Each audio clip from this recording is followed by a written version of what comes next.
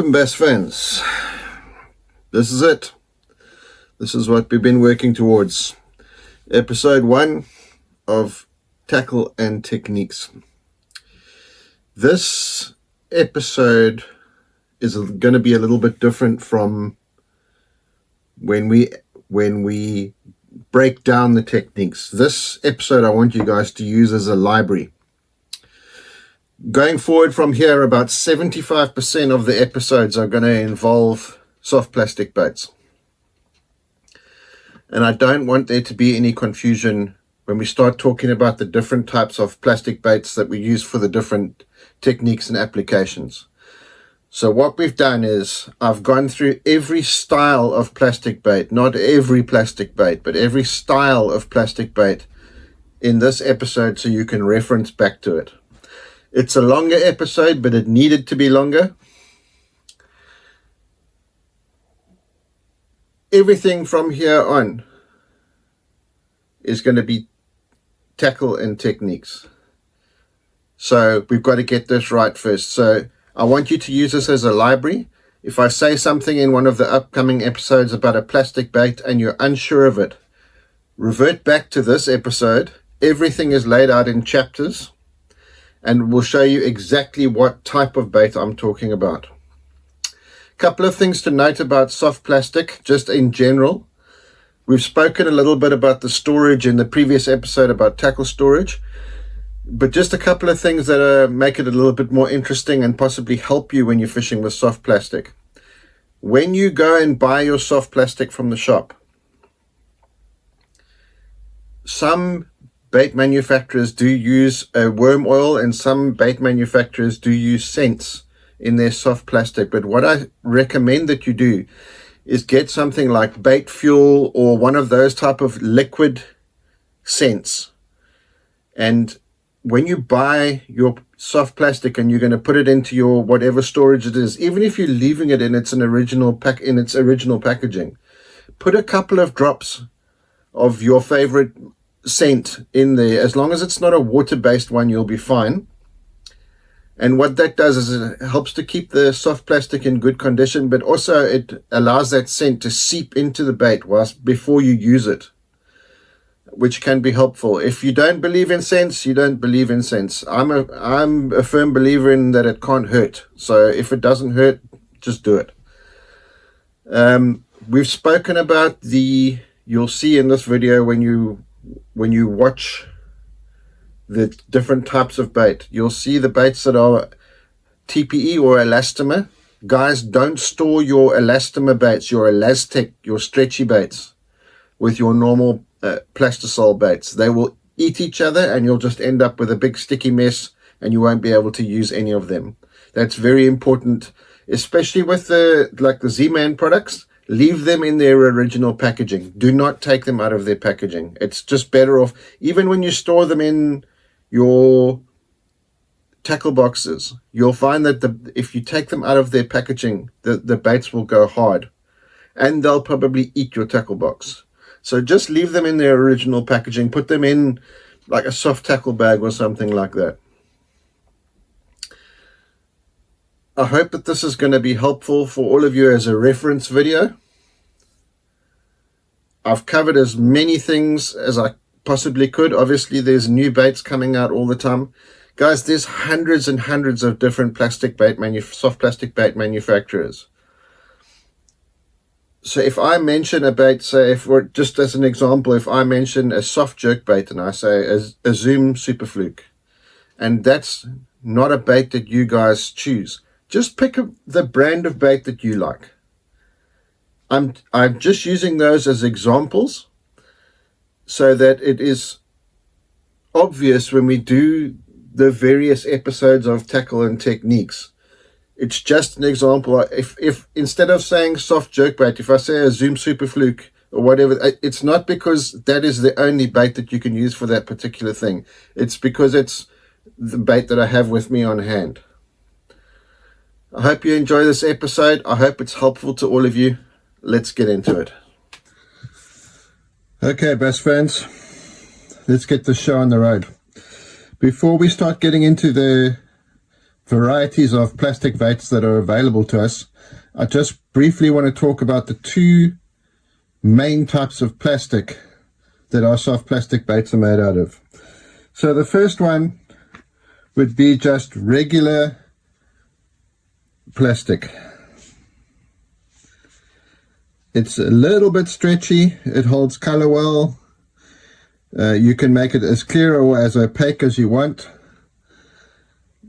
but after a while, once a few fish have had a chew on it, it will definitely break. These types of baits are mainly made from a material called plastisol.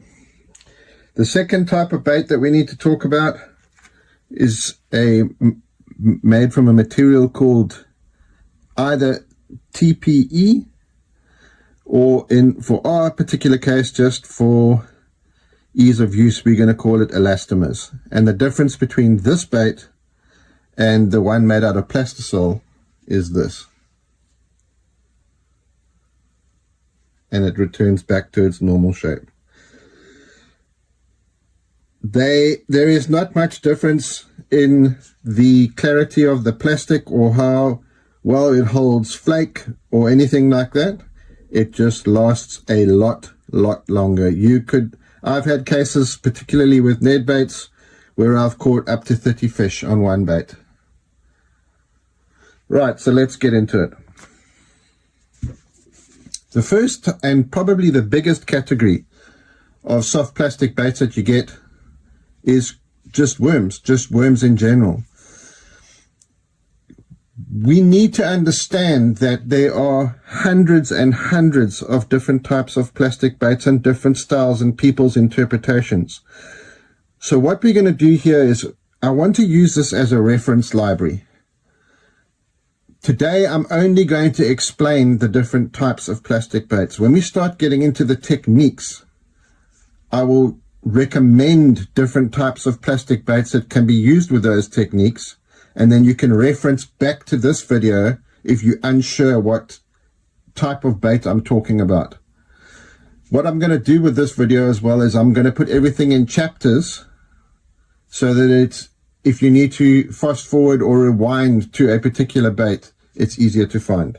So let's get this kicked off.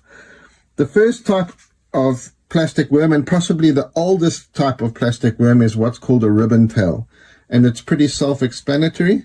This is a particularly big one. This is a Zoom old monster. Big flowing tail, big ribbon tail bait. You get them in a variety of sizes. The second type of bait that we can talk about is what you would call a U-tail. There's going to be a lot of interpretations of this, guys. Guys are going to call them C-tails, guys are going to call them loop tails. This is a classic U-tail bait, and this is a Zoom dead ringer.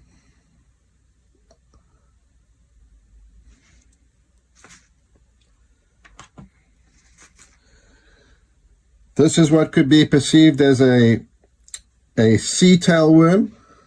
You can see the C there.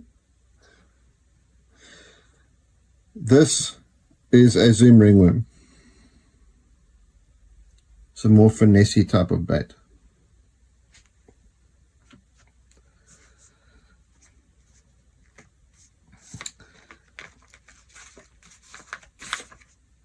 This here again is just a different type of ribbon tail worm. This is probably very close to the original ribbon tail worm. This is also a Zoom bait. I just can't remember the name of it.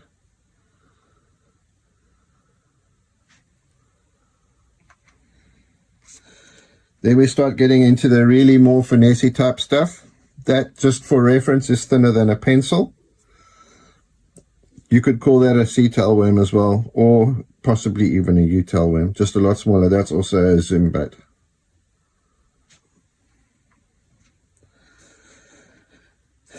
Then we start getting into the more specialized worms with tails category. This has got a boot tail on it. And what that does is, as you wind the bait, it'll vibrate from side to side.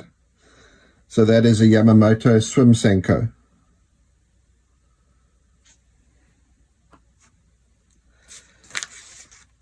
And the next one in this category is a speed worm.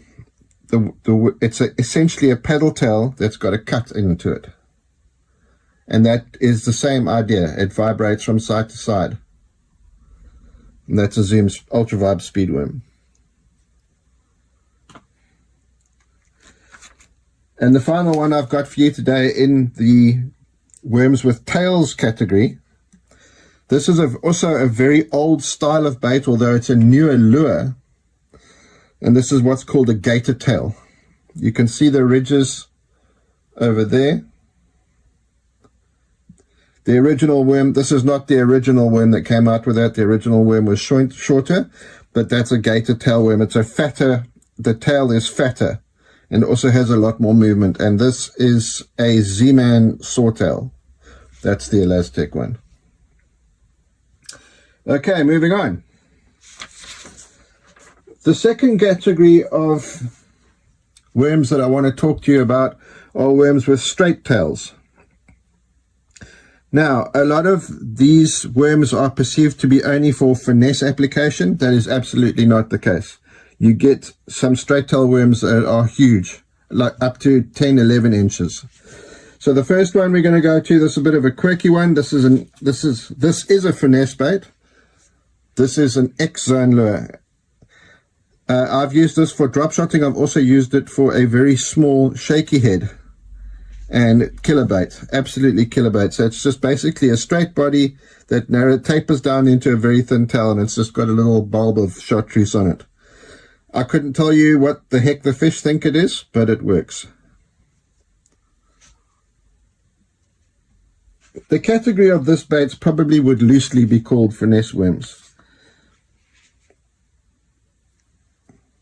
That's another type of finesse worm. That's a 4-inch zoom finesse worm. This is a killer bait.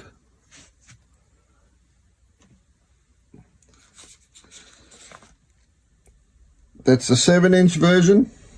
Big, beautiful bait. Also a zoom bait.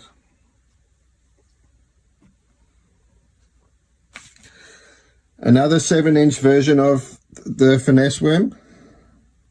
This color is called coppertrees, and this is a strike king color. Again, the elastic or TPE or whatever its designation is, but great bait. Next one is a little different.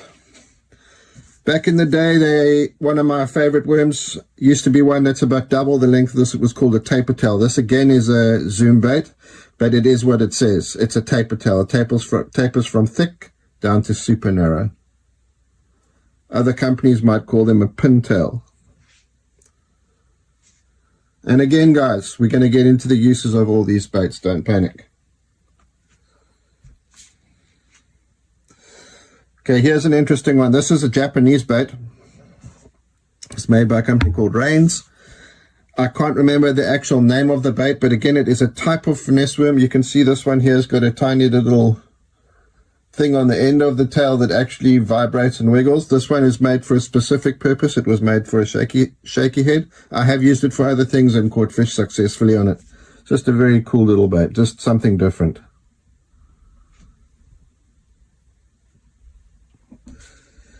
And then finally, although not really a finesse worm, we're gonna put it in the same bracket as a finesse worm.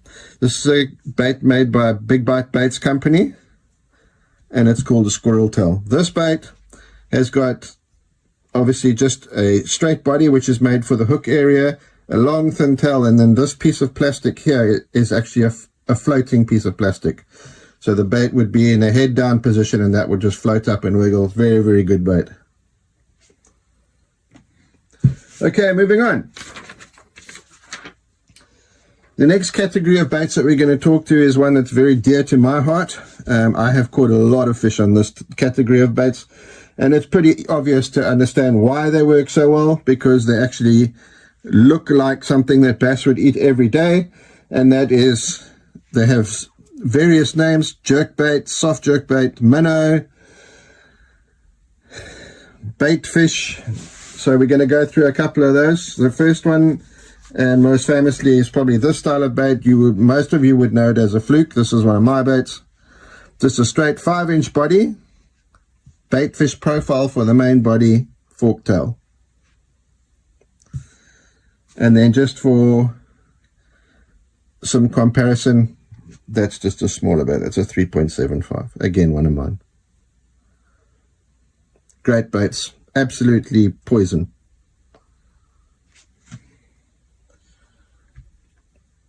Then one that's not mine, but is a similar thing. This is a Yamamoto D-shad. It's got a very interesting tail on it. Let's see if we can get that in focus there. This is an incredibly good bait. It's got a very good fall if you're fishing it weightless.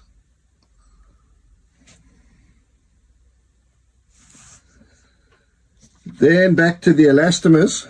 This bait has gained popularity, particularly in the last few years, but I've been fishing this bait probably for, I don't know, if I had to guess, 10, 12 years. And this was originally a striking bait. It's now a Z-Man bait, and it's either a Z2 or a Zulu. They're both very similar. But again, the elastomer material. Great baits. Lots of applications for this that we're going to discuss. And then finally we go a little bit deeper into the category, and something that, say, in the last sort of 10 years has probably almost taken over this category of baits in bass fishing until recently, when the jigging minnow thing came into be, is a paddle tail. So this has got the fish body profile, and then a big paddle tail that vibrates as you're winding it through the water. It doesn't matter what speed you wind it, it will vibrate. This is a particularly good one. This is a Reaction Innovation Skinny Dipper. There's many, many different brands. This is just my favorite. It's a good one. And a lot of different sizes in these guys. You get paddle tail soft jerk baits up to, I don't know, 10, 11 inches. Okay, short category, but that was a good one. This next one is even shorter because there's only one style of bait in it. And that is stickbait, or most famously a Senko. These ones are not Senkos, these are mine. I've probably caught more 8-pound plus fish on 5 and 6 inch Senkos than any other bait that I own. And that's why I make them myself, because I use them so often. 4-inch Senko, 5-inch Senko, or 4-inch stickbait and 5-inch stickbait. I'm sure Mr. Yamamoto has become a very wealthy man because of this bait. And then just for comparison, this is again the Z-Man version of it. It's a great bait. A bit more buoyant than the standard stickbait. I make mine with a lot less salt. But this one you can see is filled with salt. That's what all those little bumps are there. That's salt. But great bait nonetheless. Fantastic. Okay, moving on. We'll do a little subcategory here. I don't have a lot of the baits that I want to show you because they are in America. So these are baits specific to, I suppose you could use them for other things, but these are baits specific to fishing with Ned rigging. These are both Z-Man ones. Both is exactly the same bait. Most Ned baits are short profile. The reason why these are great to use for Ned rigging is because, again, the elastomer material. It's just great. There's many, many others. Probably the most famous one is a TRD. I'll find a picture of one and put it up on the screen. Z-Man did a great job with these baits. Again, another subcategory or small category, but a very, very effective category for many things, and you'll see me bring it up a lot when we get into the technique, is grubs. Also probably one of the oldest baits.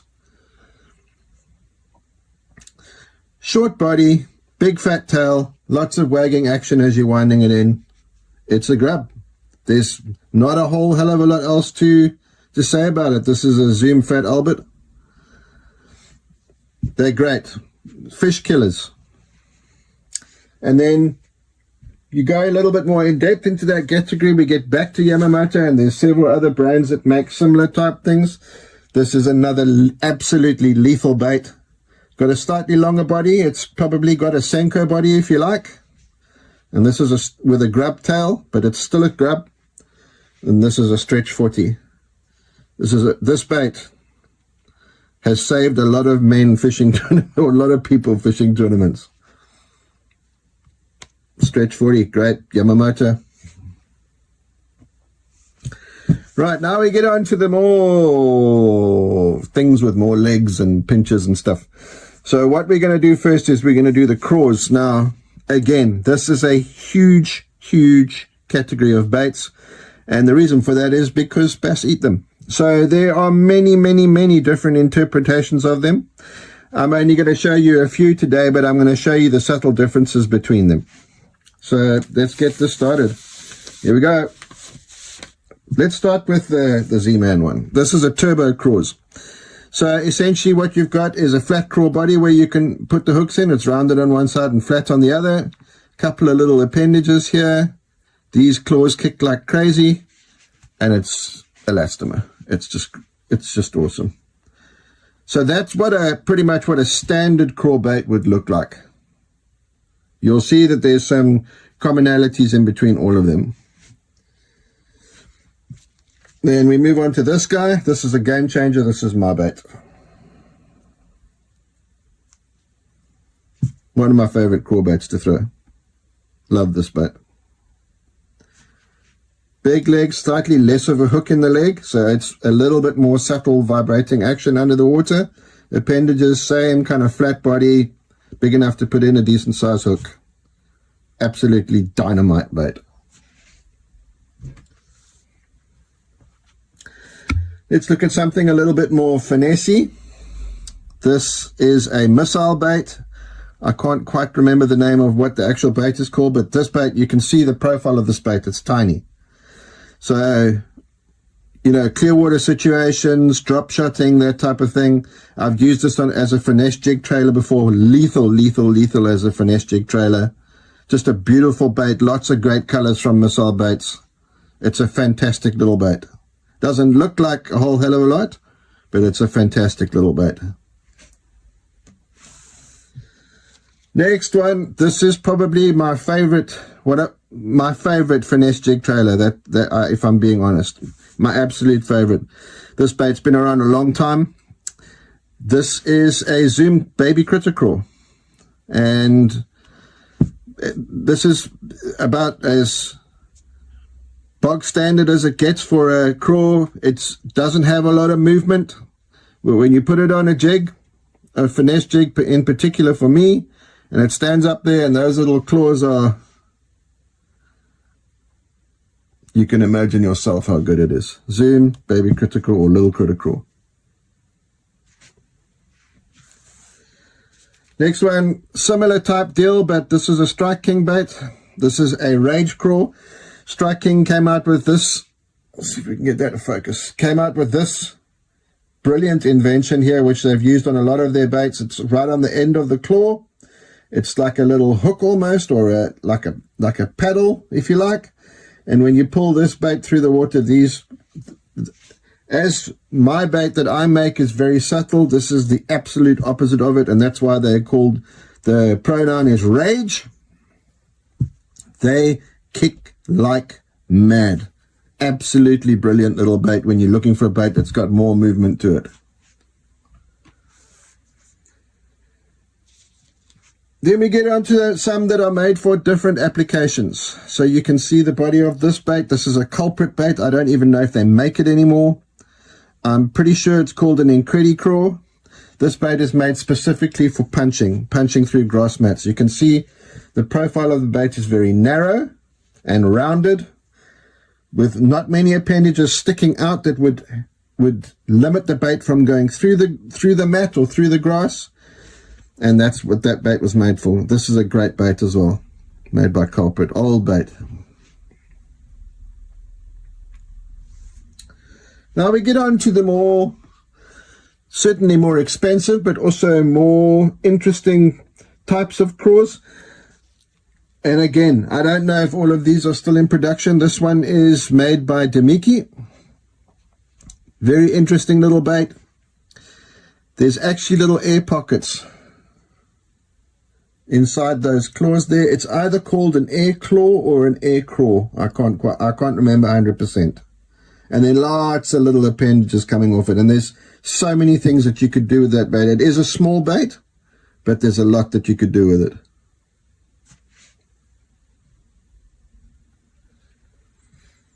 The next one, we're going to go a little bit more sci-fi. This is Roboworm's interpretation of a craw. Looks a little bit strange. The thing with Roboworm is that they are so good at is color. It's just absolutely incredible. I don't know if the camera's picking that up, but it's amazing. They're absolute geniuses with color. Most Roboworms are hand-poured as well, or a lot of Roboworms are hand-poured, which allows them to do such special things with their baits. This is a bit of an alien-looking guy. It's got a very short body. I have used this very successfully as a football jig trailer. I have not used it in normal fishing techniques, but as a jig trailer, for me personally, this thing has been poisoned. I don't know if it's still on the market. I've had them for a long time. Great bait. And then the next one, this is kind of the new generation of craws that are coming onto the market today. This is one of the Japanese baits. This is a Rain's, I think it's called a bubbling craw. It's got everything, absolutely everything. And if these baits were more affordable, this is probably one of the only baits that I would pitch with. But they are just so expensive. But what a brilliant bait, cleverly designed, cleverly put together.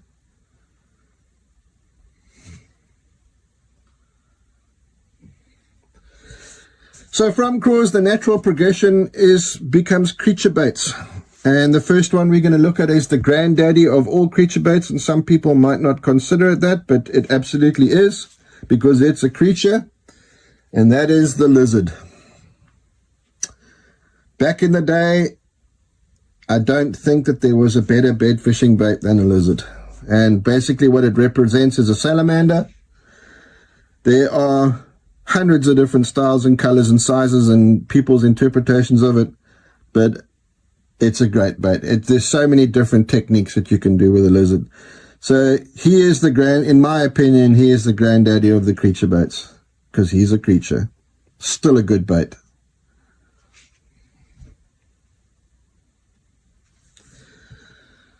Most creature baits by nature are a little bit weird, but another very early one that's caught a ton of fish is the Zoom brush hog. So many appendages here, guys, many. So we've got these funny little arms here that actually vibrate as the bait is falling. We got the paddles here, I'm sure, to represent a crawdad, and then these long, what I would imagine are supposed to be the feelers of the crawdad or the crayfish that just kick like crazy as the bait's going down. I would imagine that Zoom invented this bait as a pitching bait, but it's been used for so many other things and caught so many fish that if you were to ask any professional angler, I'm pretty sure you would find that bait in every boat of every professional angler that's on tour today. It's that good. It's a great bait.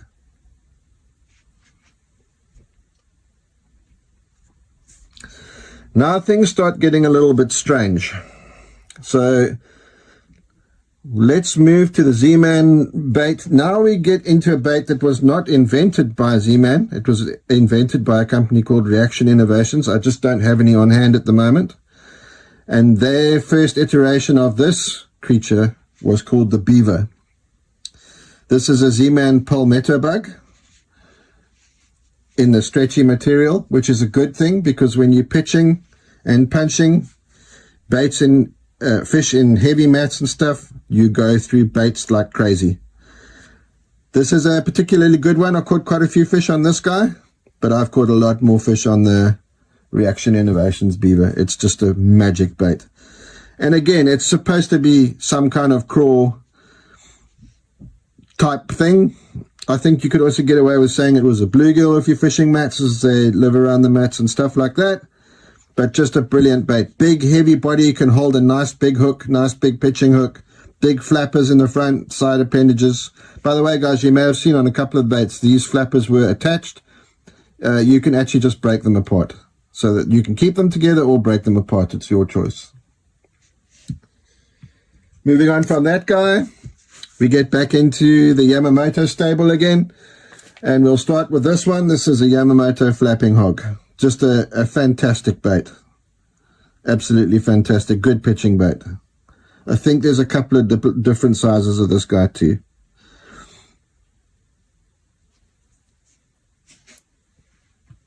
And staying with Yamamoto, this is the Yamamoto creature bait. So it couldn't be more obvious. I caught several very big fish with this bait. This is an amazing bait, and it's often overlooked. I don't know, I'm not too sure why, unless guys just don't talk about it, but that is just absolutely lethal. Nice short compact bait, lots of appendages going on, lots of movements. Got the tail of the fat ica and the baby ica, nice thick body. Just, it's a great little creature bait, can be used for lots of different things.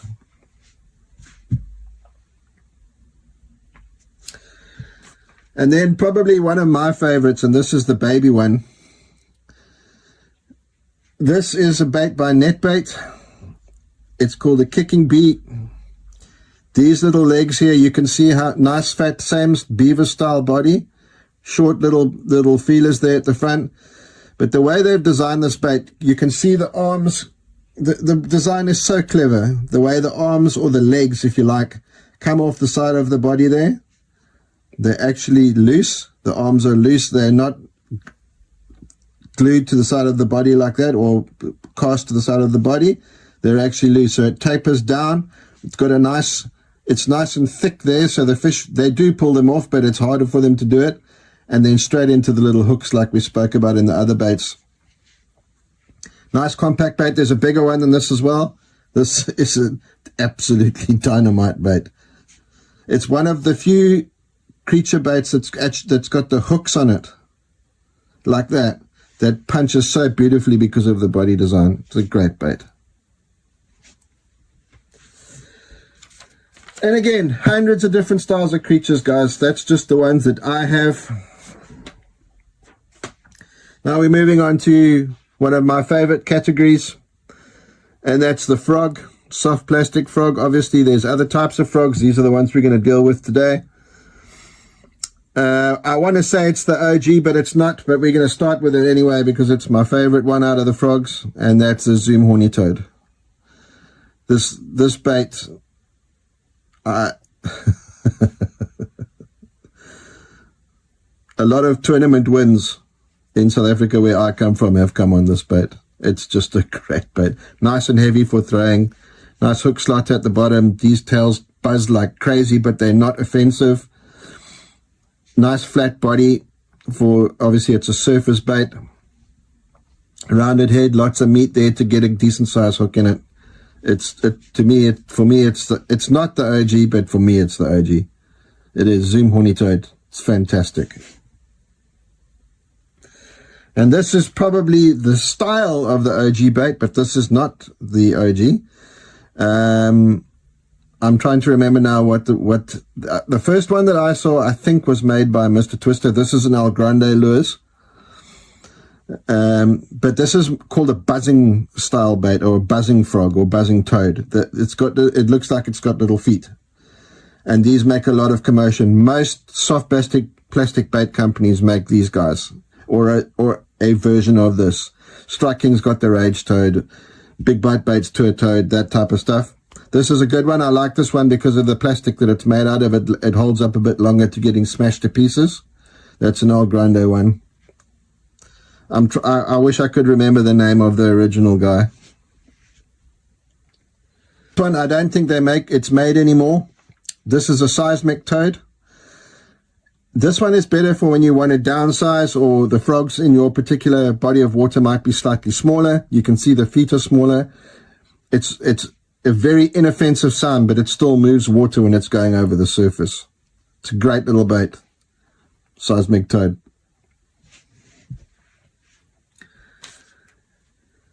And the next one, this is a buzzing gator. This is, if you were going to go in the thick stuff and you need to throw a long way, this is the boy. I'm just trying to remember which company makes it now. I will remember. I'll put it up on the screen when I remember it. But this is called a buzzing gator. It actually looks a lot like a gator. If the head of it, you can see it there. It's a very cool little bait. It's got shorter legs with the hooks. It's just a different type of action. Rides beautifully on the water. If you look at it carefully, it looks like two jerkbaits have been glued together. You can see the flat part of the tail there. Then with there's the round part of the jerkbait on the side, and then the heads. Very cool. It's a cool bait. Caught a lot of fish on this.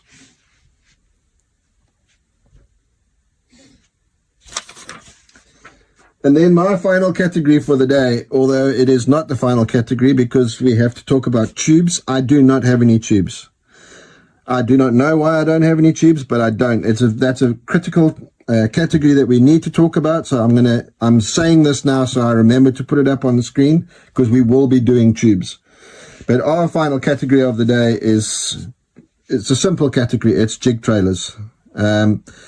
This is a chunk trailer. It's probably the most famous type of trailer. It was designed to mimic a pork frog made by a company called Uncle Josh. There's hundreds and hundreds of different styles of chunk trailers. This is just my favorite one. It has a small body. This again is elastic. It has a small body there for just putting the jig hook through, and then massive flappy legs on the back of it. As far as pitching jig trailers go, I think this is my favorite. There's many different types of jig trailers. You could pretty much use anything you wanted for a jig trailer, but that is a bespoke pitching jig trailer. And then another type of trailer, which I don't use very often and I only have a couple of, and that's a spinnerbait trailer. And this is, for some reason, a particularly small one. I don't know why. I don't even know why I've got them, but there you go. So basically, this is designed to go on a spinnerbait. This would have to go on a pretty small spinnerbait because it's a thin bait. Most spinnerbait trailers are fairly straightforward and standard. You don't want a lot of complication with spinnerbait, obviously, because of the spinning blades. But that's a little spinnerbait trailer. It's just a straight-bodied worm. If you put the legs together, it looks like a leech. But if you split it open like that, it's just two little pins that kick like that with the water movement coming off the spinnerbait blade. So that's a spinnerbait trailer. So those are the categories of plastic which I think we need to focus on. I know this has been a long one, guys. I really wanted this to be more of just like a reference video. There's many thousands of soft plastic baits that I haven't covered here because I don't have them. And a lot of the new ones have come out since I have bought soft plastic bait. As I told you guys, I make a lot of my own stuff. Don't be intimidated by it. If you decide that you want to go and fish a soft jerkbait, go to a tackle shop.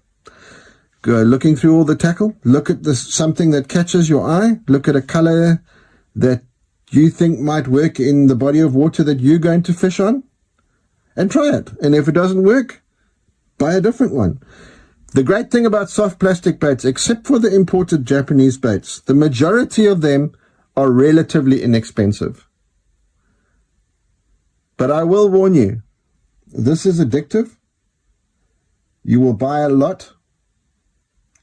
And it's a great fun part of bass fishing, and everybody has their favorites. I hope you guys will use this as a reference video. Next week, we're going to get into the actual techniques that use some of these baits. Thanks for joining us, guys. We'll see you next time.